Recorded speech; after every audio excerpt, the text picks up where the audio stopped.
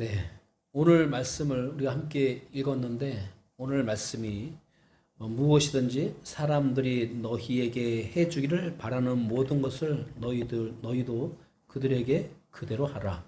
이것이 율법이요 대언자들이니라. 이렇게 말씀이 있습니다. 물론 한글 개역 성경은 이거죠. 무엇이든지 남에게 대접을 받고자 하는 대로 너희도 남을 대접하라. 이것이 율법이요 선지자니라.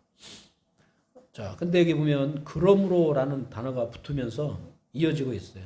그러므로라고 하는 것은 앞에 했던 말에 대해서 이제 결론을 맺으면서 하고 있는 말씀인데, 그러므로라고 하는 그 앞에 말씀은 어떤 말씀이죠? 기도를 말씀하고 있어요. 구하고 찾고 두드리라. 그러면서 악한 사람도 자기 자식에게 좋은 것을 주려고 하는데 하물며 하늘에 계신 너희 아버지께서 너에게 좋은 것을 주시지 않겠느냐 하면서 기도에서 말씀하시고, 그러므로 하시는 말씀이 남에게 대접을 받고자 하는 대로 너희도 남을 대접하라, 이 말씀을 하고 계십니다. 특별히 여러분, 이 대접을 받고자 하는 대로 너희도 남을 대접하라, 이 말씀은 기독교 윤리의 핵심이라고 할 수 있습니다. 또한 인간관계에 바로 금과 옥조라고 할 수 있죠. 여러분 들어보셨나요? 이 7장 12절 말씀을 뭐라고 말하냐면 골든 룰이라고 그래요. 황금률, 인간관계를 위한 황금률. 이 말이 왜 붙었냐면 이 3세기에 로마 이 제국의 24대 황제 세베루스 알렉산더가 그 글을 이 금으로 써가지고 벽에 걸어놓았다는 것이죠. 그래서 그것이 유래가 되어서 황금유리라는 단어가 붙었습니다.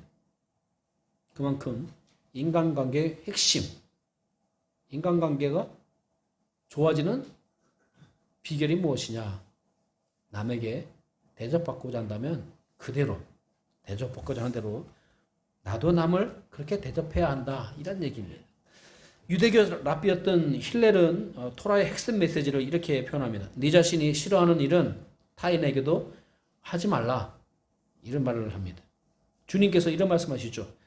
하나님을 사랑하고 내 이웃을 내 몸과 같이 사랑하라. 이것은 뭐냐? 율법의 핵심이라고 할 수 있어요. 하나님께서 말씀하신, 우리에게 주신 율법의 핵심이 무엇이냐? 하나님을 사랑하고 내 이웃을 사랑하라는 말씀이죠. 결국은 성경은 우리에게 무엇을 강조하냐면 관계를 강조하고 있고, 이 관계의 핵심은 바로 무슨 표현이라고요? 사랑의 표현이라고 할 수 있는 것입니다. 그래서 주님 말씀과 같이 관계의 핵심은 사랑이고, 그 사랑은 무엇으로 나타나느냐? 우리 하나님을 사랑하는 것처럼 이웃도 사랑하는 것으로 나타남을 말씀하고 있는 것이죠. 오늘 우리는 주님의 말씀을 통하여서 그리스도인으로서 다른 사람을 우리가 어떻게 사랑하며 살아야 될지, 대접하며 살아야 될지, 존중하며 살아야 될지, 그 말씀을 함께 또 나누고자 합니다. 첫 번째 우리가 기억할 것은, 내가 싫어하는 것은 다른 사람에게도 해서는 안 된다, 이런 얘기죠. 사무엘상 2장 30절 말씀 보면, 나를 존중히 여기는 자들을 내가 존중히 여기고 나를 멸시하는 자들을 소홀히 여기리라 라고 하나님께서 말씀하셨습니다. 하나님께서는 특별히 엘리 제사장의 자녀 홈니와 비느하스가 있었는데, 이 사람들은 하나님께 드리는 제사를 멸시하고 성전에서 함부로 행하는 모습을 보였습니다. 결국은 무엇이 임했을까요? 하나님의 심판이 임하였던 것을 보게 됩니다. 결국은 엘리 제사장 가문이 망한 이유가 무엇입니까? 하나님을 멸시하고 하나님을 무시하였기 때문이죠. 그래서 하나님의 심판이 그들에게 임할 수밖에 없었습니다. 사랑과의 관계에서도 우리는 상대를 존중하면 어떻게 돼요? 여러분이 존중을 받게 되지만, 여러분이 다른 사람을 멸시하면 여러분들이 똑같이 멸시를 당하고 수치를 당하지 않겠습니까? 그죠, 여러분? 그래서 우리는 다른 사람을 뭐 하지 말아야 돼요? 업신여겨서는 안 되죠. 특별히 교회 안에서도 다른 사람을 업신여기는 일이 벌어질 수 있을까요? 없을까요? 자, 로마 교회 얘기를 볼까요? 사도 바울은 로마서 14장 3절에서 이렇게 말씀하고 있습니다. 로마 교회 성도들에게 보낸 편지 중에 이런 내용이 있습니다. 먹는 자는 먹지 아니하는 자를 업신여기지 말고, 먹지 아니하는 자는 먹는 자를 판단하지 말라. 하나님께서 그를 받으셨느니라. 자, 로마 교회는 당시에 유대인들 뿐만 아니라 이방인들도 함께 교회의 구성원으로서, 성도로서 함께 예배에 참석하고 있었습니다. 하나의 큰 교회를 구성하고 있었죠. 그런데 살아왔던 이 삶의 배경이 틀려요. 유대인들은 원래 유대 배경에서 자랐고, 이방인들은 말 그대로 이방인의 배경에서 자랐어요. 유대인의 배경이라는 것은 여호와 하나님을 섬기는 삶의 배경이에요. 그럼 이방인의 이 배경이라는 것은 우상숭배의 배경이란 말이에요. 그런데 살다가 예수님을 통해서 구원받아서 교회 안에서 이방인이든 유대인이든 다 동등하게 하나님의 자녀가 되었어요. 그래서 사도 바울이 뭐라고 표현하고 있습니까? 하나님께서 그를 받으셨느니라. 하나님께서 그 이방인도 하나님의 자녀로 받아주셨다, 이런 얘기죠. 자, 이 얘기가 왜 나오냐면, 이 교회 안에서 성도들 간의 영적 우월감을 통해서 다른 사람을 업신여긴 그런 로마 교회의 모습입니다. 여러분, 어렸을 때부터 그들은 율법 교육을 받고 자랐기 때문에 그들은 그냥 삶 자체가 뭐예요? 하나님을 섬기는 문화였어요. 그런 문화적 배경을 가지고 살았단 말이죠. 그런데 이 사람들은 아니란 말이에요. 이방인들은 우상숭배의 문화 속에 살다 보니까 하나님을 섬기면서도 은연중에 우상숭배의 문화가 그들의 신앙생활에 얼마든지 혼합되어서 나타날 수도 있었습니다. 우리나라도 마찬가지. 우리나라의 교회가 오직 하나님 말씀대로만 순종하며 살고 있느냐? 그렇지는 않단 말이죠. 많은 기독교인들이 기복적 신앙을 가지고 있어요. 하나님께 최선을 다해서 그 말씀에 순종하지 아니하였음에도 불구하고, 하나님의 뜻대로 살지 아니하였음에도 불구하고 무엇을 기대하느냐? 이런 거 마찬가지죠. 학생이 열심히 공부하지 않았지만 무엇을 기대해요? 시험 보고 100점 맞기를 기대하죠. 그러나 사실은 그것은 잘못된 것 아니겠습니까? 근데 이게 그냥 모든 사람의 이야기예요. 우리 그리스도인도 마찬가지고 그리스도인이 아닌 사람도 마찬가지고. 근데 어쨌든 당시 이 로마 교회에서는 특별히 음식에 관한 문제가 생겼습니다. 이 우상숭배라는 이 로마는 말 그대로 우상숭배의 지역이란 말이죠. 그러다 보니까 그냥 만연돼 있어요. 음식이 쉽게 말해서 그 음식이 제사상에 올라갔다가 다시 또 그 음식을 나눠 먹고 이런 것이 보편화되어 있었는데, 어떤 사람은 어떤 생각을 하냐면 어차피 이것은 음식이니까 그게 뭐 우상숭배에 쓰였든 안 쓰였든 그냥 내가 먹는데 아무런 문제가 없어. 그냥 음식이니까. 나는 우상숭배자가 아니라 하나님을 섬기는 사람이야. 근데 어떤 사람은 야, 우상숭배에 쓰였던 그 음식을 먹는 자체가 결국은 우상숭배에 함께 참여하는 것이 아니겠느냐라고 생각하는 사람도 있었단 말이에요. 자, 그러다 보니까 이 사람이 저 사람을 판단할 수 있고 이 사람들이 저 사람을 또 어떻게 돼요? 뭐 나름대로 생각하면서 자기의 생각을 가지고 주관을 가지고 비판할 수 있지 않겠습니까? 자, 그런데 사도 바울은 뭐라고 했다고요? 먹는 자는 먹지 아니하는 자를 업신여기지 말고. 이 먹는 자라는 것은 좀 더 해방된 자예요. 아, 이것은 그냥 음식일 뿐이야. 우상 숭배하고는 아무 상관없어. 쉽게 말해서 좀 더 신앙생활을 해가지고 우상으로부터 자유로운 사람이겠죠. 근데 이제 갓 우상 숭배에서 벗어나서 이제 하나님을 섬기려고 왔는데 과거에 우상 숭배했던 그 음식을 먹는 자체가 꺼리낌칙할 수도 있겠죠. 어떤 사람에게는 막 이제 신앙생활을 막 시작한 사람이라고 할 수도 있을 것입니다. 자, 그러다 보니까 좀 더 신앙생활한 사람이 막 신앙생활 시작한 사람을 영적으로 자기 우월감에 빠져서 업신여길 수도 있다는 사실입니다. 자, 어쨌든 이들 사이에 음식에 관한 의견 차이로 갈등을 빚고 있을 때 사도 바울은 뭐라고요? 각 사람의 하나님을 향한 그들의 믿음의 양심을 존중하면서 먹는 자는 먹지 아니하는 자를 업신여기지 말고 먹지 아니하는 자는 먹는 자를 판단하지 말라. 하나님께서 그를 받으셨느니라. 자, 우리 똑같죠? 결국은 우리의 삶 속에서도 신앙생활을 오래 한 사람도 있고 막 시작한 사람도 있고 다양한 사람들이 있습니다. 자, 신앙생활 오래 하는 사람일수록 어떻게 해야 되는 것을 더 잘 알죠. 자, 그런 면에서 저 사람 저러면 안 되는데 속으로 그렇게 하고 위에서 기대해 주면 모르겠지만 오히려 판단하면서 이렇게 할 수도 있다 이 말씀이죠.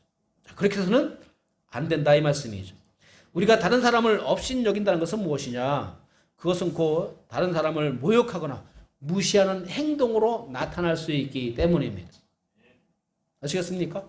내 마음의 태도가 누군가를 업신여기게 되면 어떻게 된다고요? 나도 모르게 나의 행동으로 그 사람을 무시하는 말이 나올 수도 있고 그런 행동이 나올 수 있다는 사실입니다. 로마 군인들이 예수님을 업신여겼습니다. 그리고 예수님을 향하여서 모욕적인 행동을 합니다. 말씀을 한번 들어보시기 바랍니다. 마태복음 27장 28절에서 31절 말씀인데, 그분의 옷을 벗기고 주홍색 긴 옷을 그분께 입히더라. 그들이 가시나무로 관을 엮어 그분의 머리에 씌우고 갈대를 그분의 오른손에 쥐어주며 그분 앞에서 무릎을 꿇고 그분을 조롱하며 이르되 만세 유대인들의 왕이여 하고 그분께 침을 뱉으며 갈대를 빼앗아 그분의 머리를 치더라. 그들이 그분을 조롱한 뒤에 그분에게서 그 긴 옷을 벗기고 그분에게 그분의 옷을 다시 입혀 십자가에 못 박으려고 그분을 끌고 나가니라. 자, 십자가에 못 박히시기 전에 예수님이 어떤 모욕을 당했는지를 볼 수 있습니다. 자, 이 예수님을 다루는 당시 로마 군인들은 단지 자기들 앞에 있는 하나의 곧 죽을 죄인에 불과한 존재입니다. 그런데 이 사람이 원래 어떤 사람이었어요? 많은 유대인들이 따르던 그런 선생님이었단 말이에요. 근데 지금 이제 곧 죽음을 앞에 둔 사형수란 말이죠. 자, 당시 로마 군인들은 유대인들을 어떻게 생각했겠습니까? 원래 이 식민지 치하에서 이 식민 지배를 받고 있는 유대인들을 향한 업신여기는 마음이 있었겠죠. 그죠? 그런데 그 가운데 유대인들이 아무리 존중한다 할지라도 많은 사람이 따랐다 할지라도 이제 곧 죽을 죄인이란 말이에요. 그러니까 야 그런데 이 사람이 뭐라고 해? 유대인의 왕이라며. 그래? 그러면서 이제 온갖 상상을 해보십시오. 온갖 그래 유대인 왕이니까 우리 그러면 유대인 왕처럼 대줄게 하면서 입고 있던 옷을 베끼고는 왕 같은 왕들이 입는 그런 색깔의 옷을 입혀놓고는 그 앞에 막 조롱하면서 왕이시여 뭐 만세수를 누리소서 하면서 막 그러다가 온갖 모욕적인 행동을 다 하죠. 얼굴에 침 뱉기도 하고 갈대로 때리기도 하고 가시로 만든 관을 머리에 씌우고 참 온갖 모욕적이고 조롱적인 그런 행동을 한 것을 보게 됩니다. 로마 군인들이 예수님을 희롱하고 모욕하는 그 행동은 결국은 그들이 가지고 있는 권력에서 나온 것이죠. 그런 행동은 세상을 창조하시고 전지전능하신 하나님을 향한 그런 모욕이었습니다. 이것이 뭐냐? 바로 인간의 기본적 행동이란 말이에요. 하나님을 향한 인간의 기본적 행동이 무엇이냐? 쉽게 말해서 하나님 없다는 그 자체가 이미 함께 그들과 함께 하나님을 모욕하는 그런 생각과 행동을 하고 있는 것이죠. 이 세상을 창조한 이 세상에 살고 있는 우리가 하나님이 없다라고 하는 자체가 어불성설 아니겠습니까? 오히려 그 은혜에 감사해서 하나님께서 우리를 이 땅을 창조하시고 이 땅에 살게 하시고 지금까지 지키시고 보호하셨으니 감사합니다 하고 감사가 넘쳐야 되는데 하나님 없다고 무시하는 것이 우리 세상의 문화라는 사실입니다. 우리가 누군가에게 함부로 말하거나 행동하는 것은 상대를 모욕하거나 업신여기는 것입니다. 결국은 업신여기는 것은 어디서 나오는 것이죠? 내가 너보다 우월한 존재야. 교만해서 나온 것이 아니겠습니까? 그렇지 않습니까?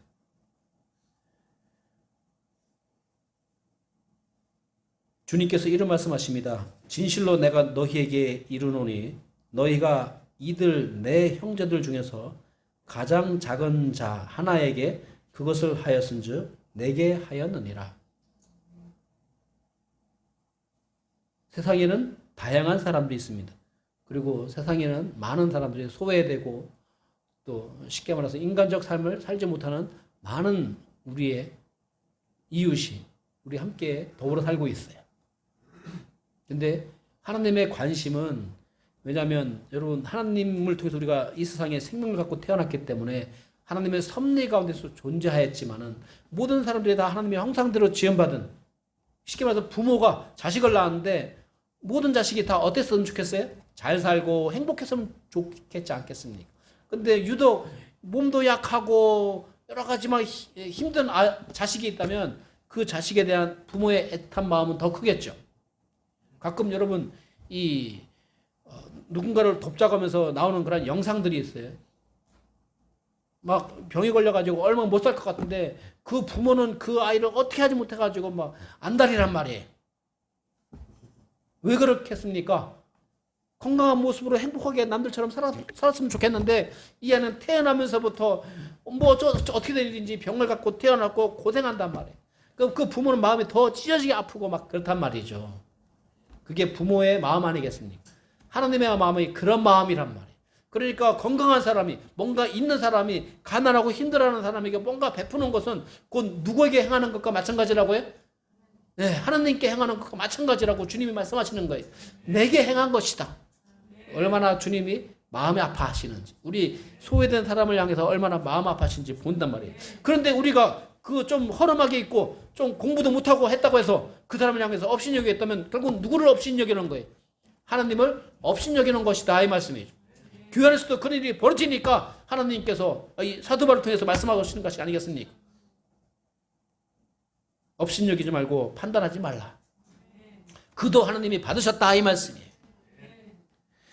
자, 그런 의미에서 우리는 또한 복수도 하지 말아야 합니다. 잠언서 24장 29절 말씀 그가 내게 행한 대로 나도 그에게 행하고 그 사람의 행위대로 그에게 갚으리라 하지 말라 말씀하고 있습니다. 자신이 받은 대로 갚는 것을 뭐라고 합니까? 복수라고 하는 것이죠. 내가 마음이 상했어요. 그래서 상대방의 마음을 상하게 하고 싶어요. 그런 마음에 찾아오더라도 그렇게 하지 말라. 내가 손해를 보았습니다. 그래서 상대방에도 똑같은 손해를 입히고 싶어요. 그것이 세상적 가치관 아니겠습니까? 너 두고 보자 뭐 이런 거 아니겠어요? 그런데 주님은 두고 보지 마라 이렇게 말씀하고 있습니다. 우리 성도는 하나님이 주신 십자가의 사랑을 경험한 자들임을 우리는 기억하고 또 기억해야 합니다. 왜? 하나님의 은혜이니까요. 십자가의 사랑은 어떤 허물, 도저히 용서받을 수 없는 허물과 그 죄를 용서해 주신 하나님의 은혜입니다. 이것이 바로 십자가의 사랑 아니겠습니까? 우리는 하나님의 돌보심과 공급하신 가운데 살고 있음을 우리는 기억하고 감사할 수 있는 존재입니다. 그렇기 때문에 우리는 날마다 감사가 넘치는 은혜의 삶을 살 수 있습니다. 나의 마음의 태도에서 감사가 넘치기도 하고 때로는 감사가 넘칠 그 환경 속에서 불만이 터져 나올 수 있습니다. 그런데 하나님의 은혜를 우리가 제대로 알면 불만할 수가 없죠. 욥을 보십시오. 모든 것을 다 잃었지만 내가 어떻게 입술을 하나님께 범죄할 수 있겠는가? 주신 분도 하나님이신데 가져가셨다고 해서 내가 어떻게 마음이 돌변해서 그럴 수 있겠는가? 참 의리의 사람이죠. 우리도 하나님을 향한 의리가 있어야 돼요. 사랑이 뭐냐? 의리 아니고 의리. 그죠? 그렇지 않습니까? 어떤 연예인이 의리해지는데 의리가 있어야 돼요. 성도는. 그게 사랑이니까요. 우리 성도는 사랑의 한계를 이제 넓혀가야 합니다. 하나님의 크신 사랑이 나에게서 누구에게를 내가 아닌 다른 사람으로 흘러갈 수 있도록 우리는 사랑의 한계를 넓혀가야 돼요. 야베스의 기도가 뭡니까? 결국은 나의 지경을 넓혀 주옵소서. 그 지경을 넓혀다는 것은 나의 하나님의 영광을 나타내는 삶의 범위를 넓혀가게 하옵소서. 나와 내 가정에만 머물리지 않고 내 이웃에게 흘러 넘쳐가기를 기대하는 것이 아니겠습니까? 예수님께서 이렇게 말씀하십니다. 나는 너희에게 이르노니 너희는 악에게 맞서지 말라. 누구든지 내 오른뺨을 치거든 그에게 다른 뺨도 돌려대며. 참 어려운 이야기입니다. 누가 나에게 왼수 같은 짓을 범했는데도 불구하고 내가 그것을 잊어야 되고 용서해야 한다는 것. 주님은 악한 자를 대적하여 같이 육신적으로 대응하지 말 것을 우리에게 말씀하고 있습니다. 나는 너희에게 이르노니 너희 원수들을 사랑하며 너희를 저주하는 자들을 축복하고 너희를 미워하는 자들에게 선을 행하며 악의를 품고 너희를 다루며 너희를 핍박하는 자들을 위하여 기도하라. 이렇게 말씀하고 있습니다. 참 어려운 말씀이죠. 솔직히 말해서 너무 어려운 말씀입니다. 원수를 사랑하고 핍박하는 자를 위해서 기도하라고 하시니 말이죠. 이게 바로 주님의 마음이시란 말이에요.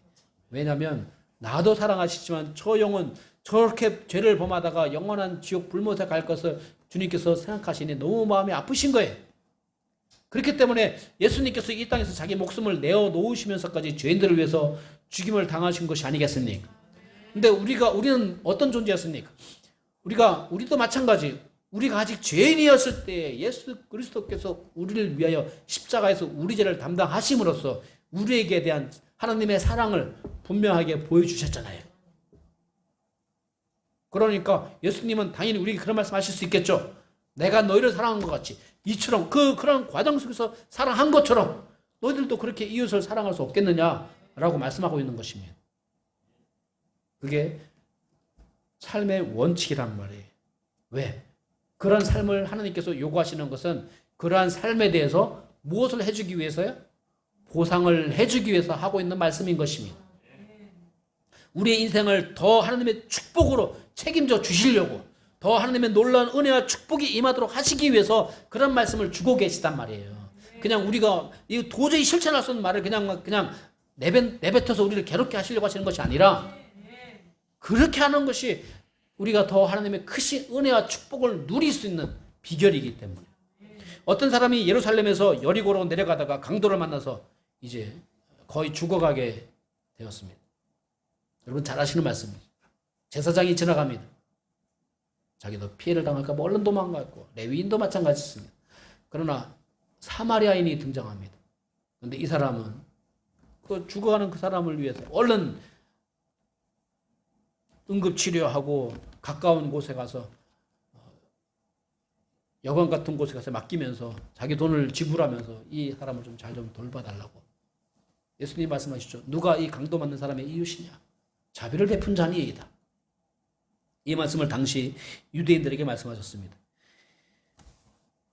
주님이 자비를 베푼 사마리아인에 대해서 언급하신 이유는 무엇이냐? 유대인들은 사마리아 사람들과 서로 상종하지 않아요. 관계 자체를 맺고 싶어 하지 않았습니다. 그렇게 관계가 서로 멀어져 있었단 말이에요. 왼수와 같은 관계였어요. 쉽게 말해서 개취급했단 말이에요. 볼 때, 여러분, 누군가가 여러분 볼 때 개취급해봐요. 쳐다보고 싶습니까? 아니죠. 당하는 사람도 꼴도 보기 싫죠. 그죠? 그런 관계였단 말이에요. 유대인들과 사마리아인이. 그런데 예수님은 비유의 말씀을 통해서 이 두 관계가 어떻게 되기를 바라시는 거예요? 가까워지기를 바라시는 것이죠.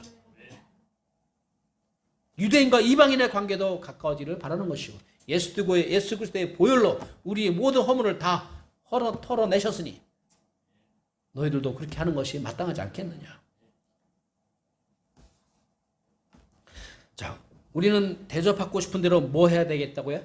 다른 사람을 대접할 수 있어야 됩니다. 누군가가 나에게 이렇게 해주기를 바라는 것만큼 나도 그렇게 하라 이 말씀입니다. 자, 그러기 위해서 우리는 첫 번째 기억할 것이 무엇이냐? 다른 사람을 존중해야 합니다.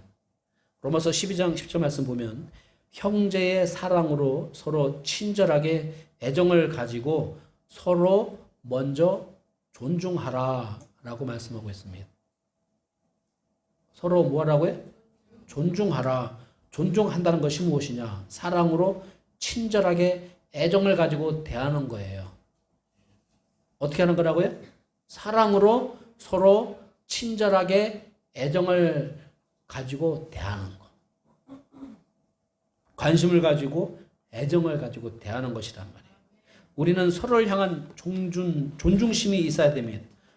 존경을 할 수 있어야 돼요. 존경이란 것은 뭐냐? 상대를 존중하는 태도를 말합니다. 우리는 모두가 누구의 형상대로 지음받은 존재입니까?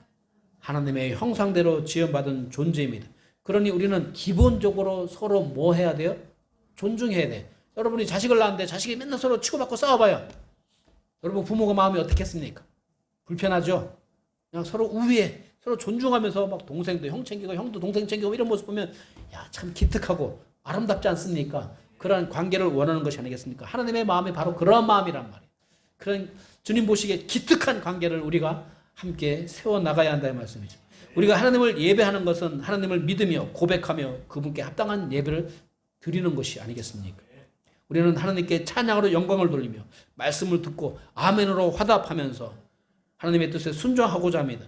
그리고 하나님께서 소중한 물질, 하나님께 우리가 소중한 물질을 드려서 주님을 높이는 거예요. 여러분 누군가에게 선물을 줄 때 여러분이 주는 그 선물에 의해서 그 사람을 얼마나 존중하는지 나타나지 않습니까? 그죠? 여러분 만약에 누구 선물을 받았어요? 근데 그 선물을 보면서 야, 이 사람이 참 나를 아주 귀하게 여기는구나. 그런 거 느끼는 거예요. 그러니까 선물할 때는 사람들이 그걸 이용해가지고 포장을 막 과대 포장해가지고 그죠? 막 엄청 상품 있는 것처럼. 근데 내용은 별거 없는 그건 상품의 세상이지만 무엇을 이용한 거예요?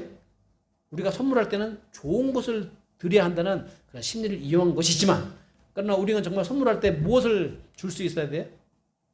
소중한 것을 줄 수 있는 것이 사실 선물의 의미란 말이에요. 여러분이 만약에 누군가에 선물 줬는데 제가 어느 날 과일가게 가서 과일을 사는데 덤으로 더 준다면서 썩은 걸 주려고 그래요. 그래서 그랬어요. 아니 이거 주면은 제가 좋아하겠냐고. 이왕이면 하나 얹어 주려면 좋은 걸 주라고. 그럼 내가 더 감사한 마음이 있지 않겠느냐고. 줄 거면 이왕이면 좋은 거 달라고 그랬어요. 그랬더니 그 말이 맞으니까 그렇게 주더라고요.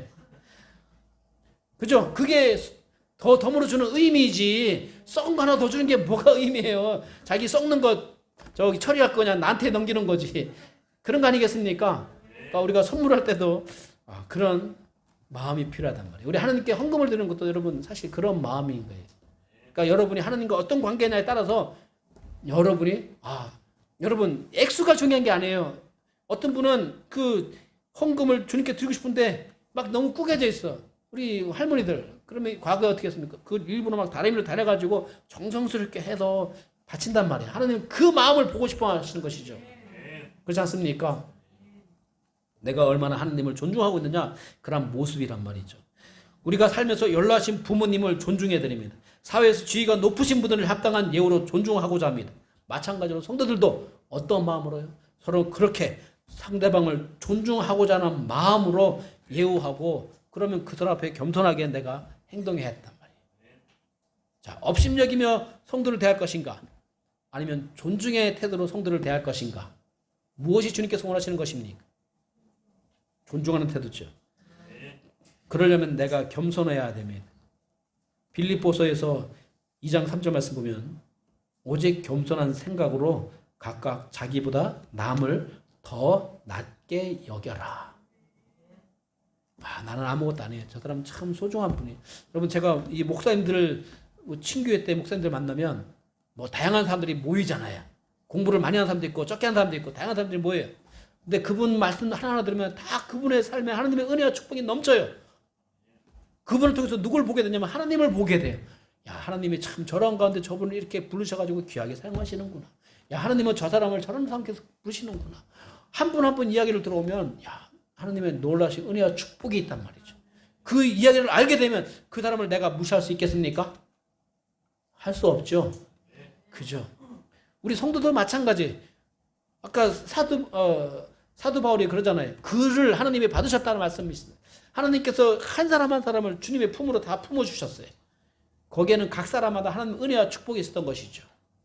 그러니까 우리가 그 사람을 사랑하는 하나님이 계신데 어찌 우리가 감히 그 사람을 무시할 수 있겠습니까? 절대 그럴 수는 없는 거예요. 너무나도 다 소중한 분들인 거예요. 하나님께서 너무 소중히 여기니까. 그렇지 않습니까? 그런 거 아시죠? 옛날에 어떤 꼬마가 맨날 나가면 이렇게 막 힘이 없는 것 같았고 당한단 말이에요. 근데 어느 날 그 형이 나타났고, 야, 너희를 한 번도 까면 아주 큰일 날 줄 알아. 쟤들이 큰 형이 있어. 그러면 이제 그 아이는 어떻게 돼요? 그죠? 못 건들죠? 제가 어떤 목사님을 만났는데, 같이 학창시절인데, 아마 고등학교 때인지 뭔지. 근데 그 친구가 누군가가 학교에서 일장이라고 하나? 그런 거 있잖아요. 근데 이 두 사람의 친구와 관계가 굉장히 좋았어요. 근데 어느 날 어떤 다른 친구들이 얘를 괴롭히려고 하는 거예요. 그러니까 그 일장에 걔를 데리고 나가더래요. 한번 얘 손대면 너는 그 다음부터는 자기 학교 생활을 너무 편하게 했다는 거예요. 무슨 말인지 아시죠? 네? 그 사람 뒤에 누가 있으면 함부로 대할 수가 없단 말이에요. 근데 그 사람 뒤에 누가 계신 거예요? 하나님이 계신데. 그렇지 않습니까? 여러분, 모압 여인 룻이 어떻게 보아스를 만나서 예수님의 그 족보에 이름을 올렸을까요? 보아스가 뭐라 하는지 한번 들어보세요. 룻이 이렇게 말합니다. 나는 타국인이온데, 이방인이온데 어찌하여 당신의 눈에 은혜를 입게 하시면 나를 알아주시나이까. 보아스가 룻에 너무 잘해준단 말이에요. 나 이방에서 온 그냥 결국 이방 여인이고 이럴 뿐인데 보잘것없는 여성인 것 같은데. 그런데 보아스가 이런 대답을 합니다. 네 남편이 죽은 뒤에 네가 네 시어머니에게 행한 모든 것과 네가 네 아버지와 어머니와 모국을 떠나서 지금까지 알지 못하던 백성이로 온 일, 이 두 가지를 내가 분명히 보았다. 그러면서 그가 하는 말이 이런 말입니다. 주께서 네가 행한 일에 보답해 주시기를 원하며 주 이스라엘의 하나님께서 자신의 날개 아래로 의지하러 온 네게 충분히 보상해 주시기를 원하노라. 자, 결국은 룻이 보아스의 그런 호의를 입을 수 있었던 이유는 룻이 어떤 삶을 살아왔느냐? 존중하는 삶을 살았단 말이에요. 그는 이미 떠나도 상관없어요. 떠나라고 했고, 그런데 그는 끝까지 자기 어머니를 공양하면서 이방의 땅까지 날아왔단 말이에요. 그리고 그곳에서 하나님의 백성이 되기 위해서 왔단 말이에요. 그 두 가지 때문에 하나님께서 너의 그런 마음을 아니까 너에게 그에 합당한 충분한 보상이 있기를 기대한다고 말하고 있어요. 그 보상으로 그의 이름이 어디 올라갔어요? 예수님의 이름에 족보에 올라갔단 말이에요. 무슨 말씀인지 아시죠? 결국은 우리가 하나님의 은혜와 축복, 하나님의 더 큰 보상을 받는 비결이 무엇이냐? 우리가 다른 사람을 존중하며 사는 것이에요. 왜? 그 뒤에 누가 계시기 때문에. 하나님이 계시기 때문입니다. 그러므로 우리는 다른 사람을 사랑해야 합니다. 요한일서 4장 7절부터 8절 말씀 보게 되면 사랑하는 자들아 우리가 서로 사랑하자. 사랑은 하나님께 속한 것인즉 사랑하는 자마다 하나님에게서 나서 하나님을 알고 사랑하지 아니하는 자는 하나님을 알지 못하나니 이는 하나님이 사랑이시기 때문이라. 우리가 가장 행복할 때는 사랑을 주고받을 때입니다. 누군가로부터 사랑을 받게 되면 큰 행복감을 느끼게 되고 자존감이 높아집니다. 그러나 사랑을 받지 못하면 낙심이 찾아오고 절망감에 빠지게 되는 것이죠. 하나님은 우리를 지으실 때 사랑할 수 있는 능력을 주셨고 또한 사랑을 받을 수 있는 그 필요를 주셨어요. 능력과 필요를 주셨어요. 그래서 사랑은 우리가 서로 주고받게 됩니다. 자녀들은 부모의 사랑을 받으며 자라기도 하지만 또한 부모도 사랑을 주면서 뭘 느낄까요? 행복을 느끼는 것이죠. 왜냐하면 부모와 자녀의 관계는 끈끈한 사랑의 유대감이 있기 때문입니다. 하나님과 우리와의 관계도 마찬가지입니다. 그 성경에서는 우리를 하나님을 아버지라고 부를 수 있는 영을 우리에게 주셨으니 성령님이 우리 안에 계시기 때문에 우리는 하나님을 아버지라고 부를 수 있어요.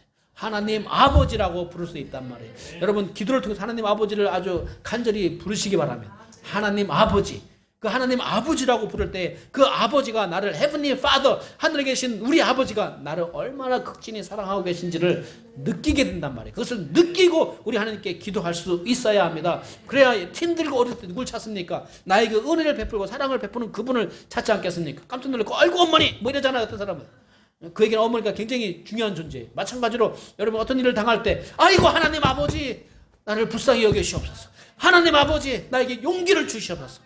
왜? 그렇게 부를 수 있다는 것은 그분이 나의 삶에 얼마나 긴밀하게 역사하고 계신지를 알고 있기 때문에 찾을 수 있는 것이 아니겠습니까? 여러분 하나님을 찾고 찾는 자가 되어야 합니다. 왜냐하면 하나님은 찾고 찾는 자에게 만나주시고 그분을 도와주신다 이 말씀이에요. 아멘. 우리 믿음의 지체들이나 이웃들을 사랑하는 것은 바로 하나님의 본질입니다. 하나님의 사랑의 본질이란 말이죠. 등불을 켜면 어떤 일이 벌어집니까? 어둠이 밝아지죠. 우리는 하나님의 사랑이 우리의 삶을 통해서 흘러가야 함을 이미 알고 있는 존재입니다. 성령님께서 내 안에서 사랑이 흘러넘치기를 바라신단 말이에요. 생수의 강이 그 속에서 흘러나오듯이 성령 충만함으로 주님의 사랑이 막 흘러넘치기를 바라신단 말이에요. 이게 누구의 마음이에요? 하나님의 마음이란 말이에요. 그러니까 우리가 하나님의 마음을 알면 알수록 막 사랑하고 싶은 마음이 생기는 거예요. 그죠? 얼굴 찡그리기보다 왜 웃음이 나오느냐? 주님의 은혜가 있으면 얼굴이 미소가 생기고 감사함이 넘치고 그리고 막 다른 사람 막 도와주고 싶고 그런 마음이 있지 않겠습니까? 그죠? 자, 그래서 우리는 다른 사람을 뭐 할 수 있어야 되느냐? 주님의 사랑으로 용서할 수 있어야 됩니다. 왜 용서가 필요하냐? 우리가 다른 사람을 용서해야 하는 이유는 우리도 하나님과 사랑으로부터 용서가 필요하기 때문입니다. 우리가 하나님과 나의 이웃으로부터 용서가 필요한 존재라고요. 무슨 말인지 이해가 되시나요? 우리는 완벽한 존재가 아니에요. 우리는 완벽하고 싶지만은 완벽하지 못해요. 내 생각이 부족하고 나의 지식이 부족해요. 내가 저 사람의 형편을 다 알지 못해요. 저는 여러분의 겉으로 나타나는 모습만 보고 판단할 수밖에 없잖아요. 제가 제 자식도 마찬가지예요. 제가 낳은 자식도 그 속마음을 모르겠어요. 한 번은 지난주에 경민이를 쳐다보면서 예배드렸어요. 근데 경민이가 나중에 얘기해요. 아빠 왜 나를 쳐다보셨어요? 뭐 이유가 있었겠죠. 근데 얘기를 하다 보니까 얘 나름대로 그런 마음이 있었구나. 그 마음을 이해하게 되니까 어떻게 돼요? 뭔가 이제 내가 오해하는 것이 풀려지겠죠.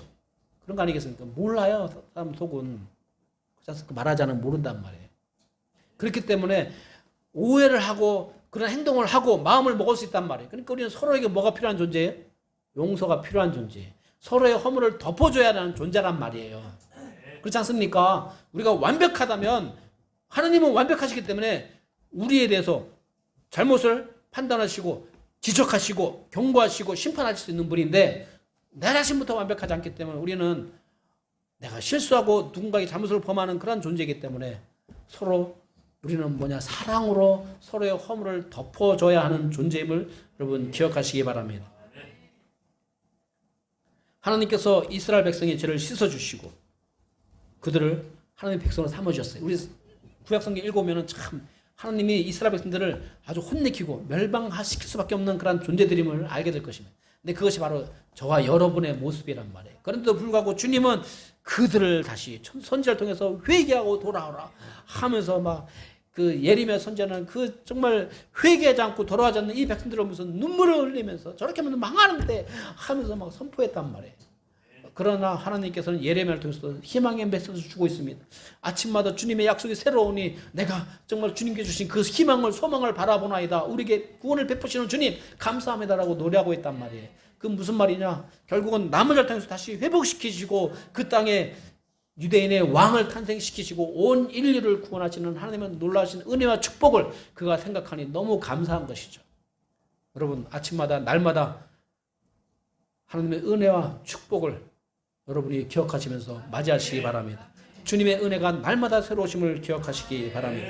자, 그렇기 때문에 우리도 하나님의 은혜로 죄 용서받고 구원받았으니 하나님 아버지 오늘 하루도 내가 다른 사람을 향하여 원망하지 않고 또 비판하지 아니하고 업신여기지 아니하고 겸손한 마음으로 그들을 위해서 축복을 빌고 그들의 허물을 덮어줄 수 있는 그런 마음으로 살아갈 수 있도록 주님 도와주시옵소서. 하나님께서 우리를 향하신 그런 소원이 있어요. 하나님의 소원이 무엇이냐? 하나님은 우리의 관계가 특별하기를 바라십니다. 그게 하나님의 소원이에요. 무슨 말인지 아시겠죠? 무슨 관계예요? 그리스도의 사랑으로 화평의 관계를 이루시기를 원하시는 것이죠. 그러기 위해서는 우리는 모순되고 잘못된 모습을 서로 주님의 사랑으로 덮어줄 수 있어야 됩니다. 그게 용서의 의미죠. 용서란 것은 이 히브리어로 이 지우다는 그런 뜻을 가지고 있는데 이게 무슨 말이냐면 이 마하라는 단어인데 이 양피지에다가 옛날에 막 성경을 썼어요. 뭐 글을 쓰다 보면 우리가 사람은 완벽하지 않기 때문에 컴퓨터가 아니기 때문에 틀리기도 한단 말이에요. 그러면 고기를 지워야 되는데 얼룩이 조금 졌을 때는 고기만 살짝 이렇게 지우면 돼요. 근데 잘못해갖고 이렇게 막 이 양피지에 막 얼룩이 너무 크단 말이에요. 그때는 아예 통째로 가져가서 물로 막 깨끗이 씻어야 돼요. 그럼 싹 깨끗해져요. 그럼 거기 다시 쓴단 말이에요. 그런 거란 말이에요. 자, 얼룩이 다 지워져 버리니까 이제 더 이상 안 보이죠? 있었는데 지워졌기 때문에 안 보인단 말이에요. 그게 용서의 의미란 말이에요. 살다 보면 우린 이런저런 뭐 오점들이 있는데 주님 앞에서 그것을 깨끗이 씻어 주셨듯이 우리도 깨끗이 씻어서 다시는 기억하지 마라. 이런 의미를 품고 있는 것이 용서의 의미입니다. 그렇기 때문에 우리가 주님의 사랑으로 하나님께서 우리를 죄의 흔적을 지우셨듯이 우리도 성령님의 능력을 힘입어서 그러한 용서할 수 있는 깨끗이 지워버리고 기억지 아니하는 그러한 은혜가 필요하다 이 말씀이죠.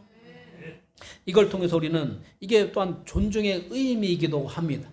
사랑하는 성도 여러분, 우리가 서로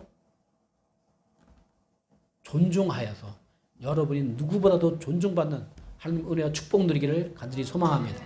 기도하시겠습니다. 찬양과 존귀와 영광을 받으시기에 합당하신 하나님 아버지, 주님의 사랑을 힘입어서 오늘도 살아가고 있는 저희들은 하나님의 자녀입니다.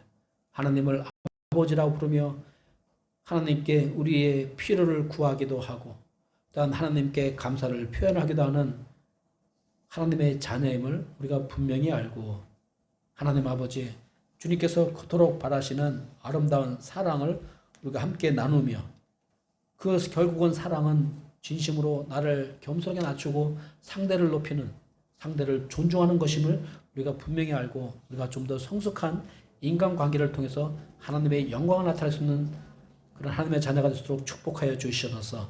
모든 것을 주님께 감사드리며 예수님의 이름으로 기도하여 싸움나이다. 아멘.